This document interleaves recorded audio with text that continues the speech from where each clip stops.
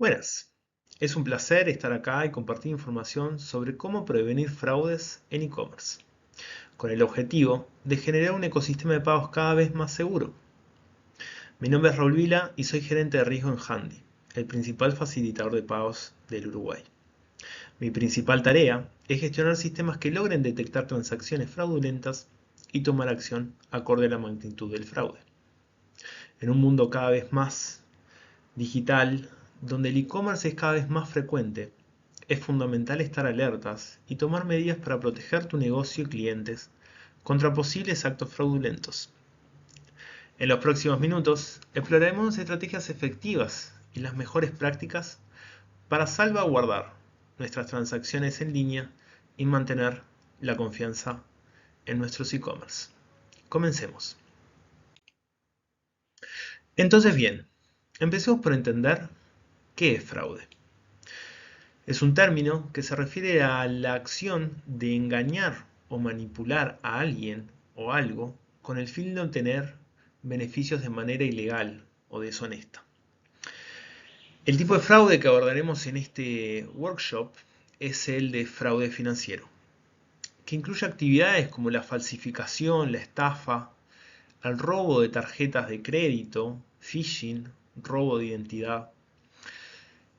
Bueno, es bastante común el hecho de que te pueden llegar a robar la tarjeta y luego encuentres determinadas transacciones que no las reconoces. Entonces, bueno, abordaremos ese tipo de problemáticas y cómo poder prevenirlo. También hay otro tipo de fraudes como el fraude electrónico que refiere a la suplantación de identidad y muchos otros más. Bien, veamos algo de fraude en cifras. Es importante saber que el 12% del ingreso anual que generan en e-commerce se destina a la prevención de fraude.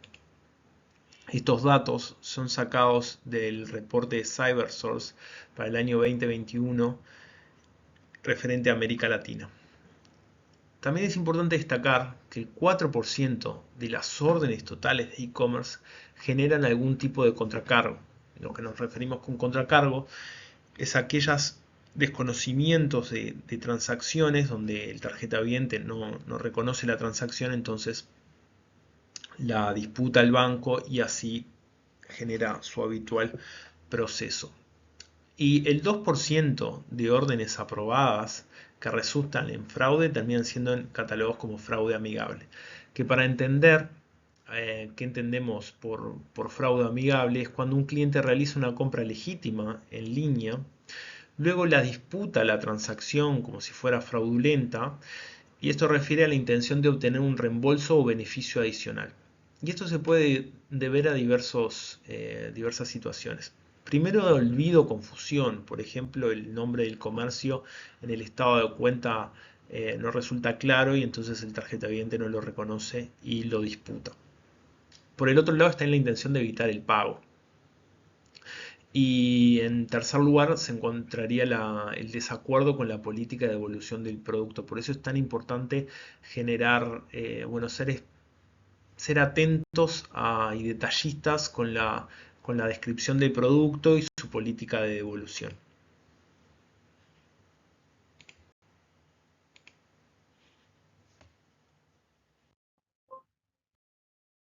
Si nos referimos a los tipos de fraude más comunes en la región, hablamos en primer lugar de fraude amigable, que este concepto ya lo repasamos en la presentación anterior.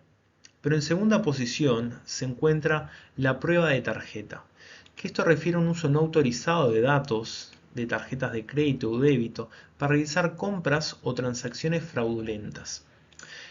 Lo hacen a través de la recopilación de datos, generan números de tarjetas, lo verifican que la tarjeta sea válida realizando una pequeña transacción y luego, una vez verificada, realizan una transacción mayor. Esto le pasó, por ejemplo, a un familiar mío, donde una aerolínea extranjera le realizó un débito pequeño de 10, 8 dólares. Una vez verificada la transacción, realiza uno por valor mayor, alrededor de 1.500 dólares. En tercer lugar, hablamos de abuso de cupón, descuento, reembolso, cuando por ejemplo vos realizás algún tipo de pedido online y decís que no llegó en tiempo o en forma y le pedís un reembolso a quien te proveyó ese, ese producto. Bueno, en cuarta posición, phishing, lo que refiere a todo lo que es el robo de identidad. Y en cuarto lugar es el fraude de afiliados, que se basa simplemente en generar clics, falsos clics en realidad, a los que el comercio deberá pagarle a un tercero eh, que realiza, por ejemplo, una campaña de marketing. Sigamos entonces.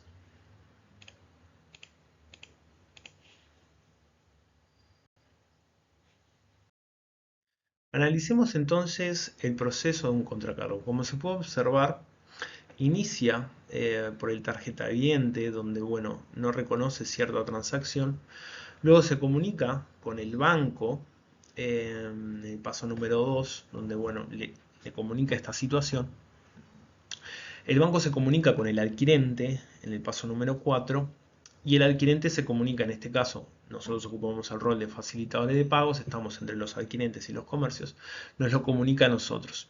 Nosotros nos comunicamos con el comercio para recopilar esa información y bueno, validar que efectivamente que tenga algún comprobante que demuestre la veracidad, que la transacción sea fidedigna, se lo enviamos al adquirente, entra esa transacción en disputa con el banco y bueno, puede librar a favor del tarjetaviente, el dueño de la tarjeta, o a favor del comercio.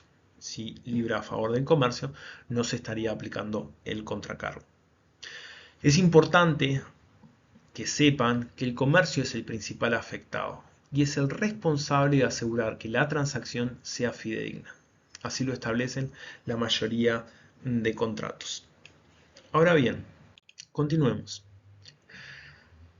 Es importante decir que existen sistemas de aceptación de transacciones, así que bueno, luego de que conversamos una cantidad de temas relevantes al fraude, también existe sistemas de aceptación de transacciones o comúnmente llamadas también como sistemas de prevención de fraude.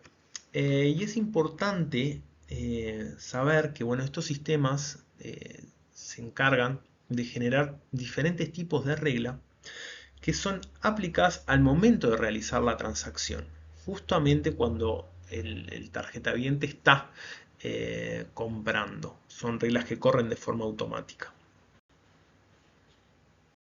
Existen diferentes proveedores de estas plataformas de aceptación de transacciones.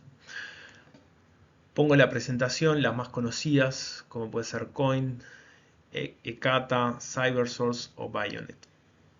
Como dijimos, son reglas que se aplican al momento de realizar las transacciones y tienen estas plataformas varios objetivos que las pasaremos a comentar a continuación.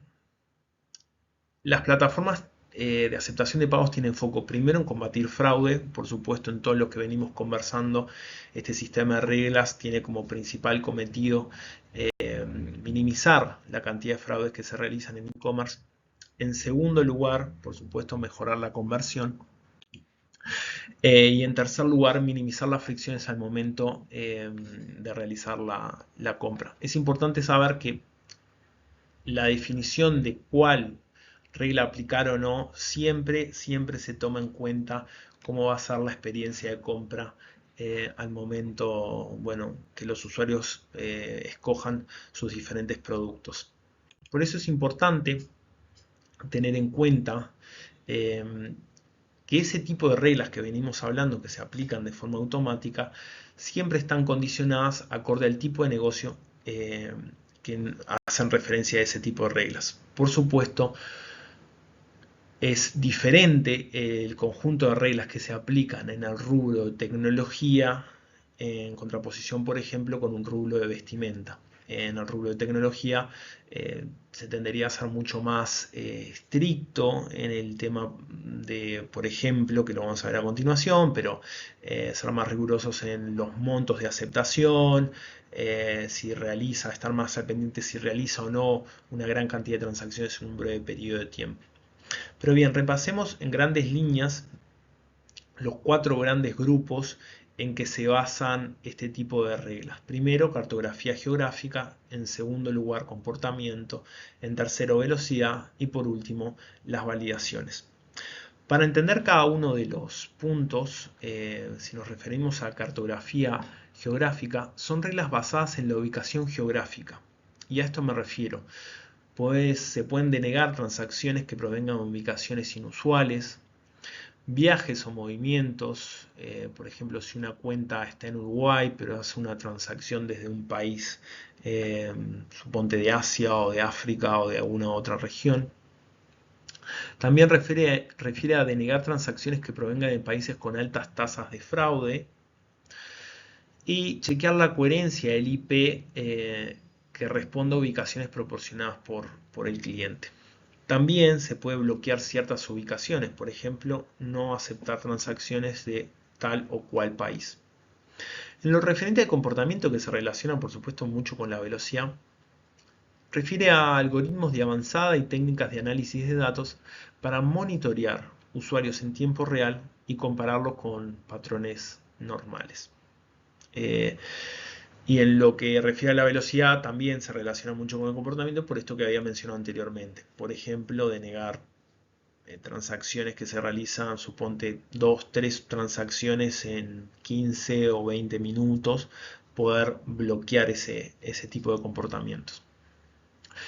Por último, a lo que refiere a las validaciones, es un punto que pretende validar la autenticidad y legitimidad de una transacción o actividad en tiempo real. Por ejemplo, eh, refiere sí a la validación de datos con información provista en tiempo real. Y esto es, por ejemplo, validar que la tarjeta de crédito, el número, la fecha de vencimiento y el código de seguridad resulten en una tarjeta válida. Así como confirmar también que el IP sea fidedigno y que no se use algún tipo de proxy. Ya como lo venimos conversando, son reglas que se aplican en tiempo real y generan decisiones inmediatas, básicamente en tres puntos. Si bloquear la transacción, que pase un esquema de revisión manual, o permitir que la transacción sea válida y que se admita la compra. Bueno, veamos cómo se procesan este tipo de reglas a nivel mundial. Em, el 54% aplicó una regla de verificación de números de tarjeta del CBN, el código que aparece atrás de las tarjetas de crédito o débito. El 43% aplicó alguna regla de verificación por mail y es la más utilizada a nivel LATAM. El 38% realizó una regla de historial de órdenes del cliente. El 36% realizó una autentificación de 3D Secure. Esto ocurre mayormente en Europa porque tienen normas más estrictas en cuanto a la aceptación de transacciones en e-commerce. Esto refiere más que nada a validar la transacción mediante un mensaje de texto al momento de estar realizando la compra. El 24% refiere a aplicación de algún tipo de regla de denegar determinadas transacciones si está asociada a determinadas información a listas negativas que vos los podés poner dentro de estas plataformas. El 21% realiza algún monitoreo de velocidad de la orden. Y bueno, en líneas generales también se pueden agregar otro tipo de reglas, como bueno, gran cantidad de correos electrónicos sospechosos, ese tipo de correos que no son por sí mismo válidos, por ejemplo, que tengan muchos números asociados en el correo, en el nombre del correo, o inconsistencias también en la ubicación geográfica de la orden.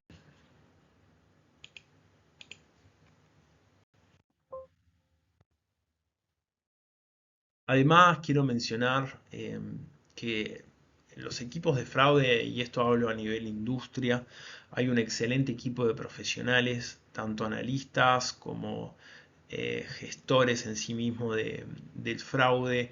En nuestro caso, Handy, tenemos una estrecha comunicación con adquirentes, bancos, en compartir, bueno, las últimas novedades que vamos implementando a los efectos justamente de esto, de generar un ecosistema de pagos cada vez más seguro.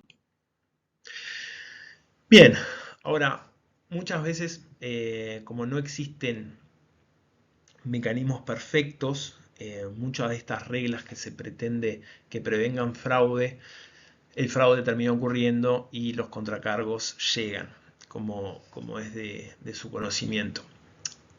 En este apartado vamos a establecer, compartir algunas recomendaciones para aplicar en tu comercio. A la hora justamente de que en caso que llegue un contracargo, poder prevenirlo a tiempo, o si vos ves que alguna transacción te ha llegado, poder tomar algún tipo de medidas adicionales. Es importante que ante sospechas acerca de un comprador, validar su identidad solicitando más información adicional. Esto puede ser, tal vez si tenés el número de teléfono al momento de la entrega, validar información adicional, hablar un poco más con él o inclusive solicitarle el número de cédula o de documento de identidad. Bueno, prestar atención a las compras repetidas efectuadas con una misma tarjeta en un corto periodo de tiempo. Puede ser que determinada regla se encuentre para un periodo de tiempo, pero esta ocurrió, suponte, fueron dos transacciones en un mismo día y fue aceptada, cuando en realidad capaz que la regla está para dos transacciones en una hora. Aún así, si te puede llegar a sonar sospechosa, bueno, solicita más información, como lo hablamos en el primer punto. Contar especial atención a, bueno, revisar las compras realizadas en el horario de la madrugada. Y acá es un punto central, porque el remito de entrega es una prueba súper importante a la hora de documentar que efectivamente entregaste el producto y lo hiciste a la persona indicada. Esto es, remito de entrega, nos referimos a un recibo de entrega, simplemente eso. Y es importante que, bueno, que se llene con la información de quien realizó la transacción, o inclusive si quien recibe es una persona diferente a quien realizó la transacción, también se detalle eso en el remito de entrega, y que solicita firma y documento de identidad al momento de realizar la entrega. A los efectos justamente esto, de poder documentar que la transacción es una transacción fidedigna.